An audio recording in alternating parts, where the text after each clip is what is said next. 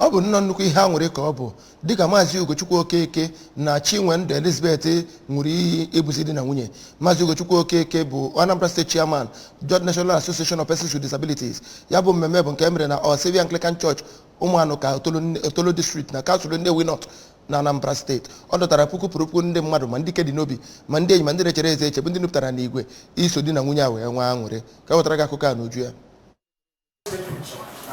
Ya bụ mmemme nke were ọnọdụ na Our Saviour Anglican Church Ụmụanụka Otolo District dị na Nnewi kpọkọtara ndị mmadụ ndị ọnụọgụgụ ha karịrị 1,000 nke ndị ike dị n'obi nakwa ndị enyi na ndị ikwu na ibe bịara iji wee hụ na ha soro di na nwunye ahụ wee nwa aṅụrị. N'okwu ya, onye vika nke All Saints Anglican Church Nnewi, Reverend Prosper Ezebilo, kọwara mmadụ na-aba ahụ dịka ndị ekwesịrị na-eṅomi wee kwupụta aṅụrị ya maka njikọ mmadụ na-aba ahụ. O kwuru na alụmdi na nwunye a bụ ezigbo akụkọ ịhụnanya nke bidoro dịka akwụkwọ nsọ si dee ya wee kpọọ oku ka ha nwee ịhụnanya, udo na nghọta. Ka ọ na-ekwu okwu na ebe emere nnabata, onye bụ onye isi oche na ya bụ mmemme, Maazị Victor Ifechukwu, kọwara Maazị Ugochukwu dịka nwoke kwụsiri ike ma bụkwa onye na-agbasi mbọ ike ịkwụchapụ n'ụdị pụrụ iche iji wee nweta agamniru na ndụ ya n'agbanyeghị ihe iche aka mgba nke o nwere. O kwuru na dịka etu Maazị Okeke si wee dị bụ ihe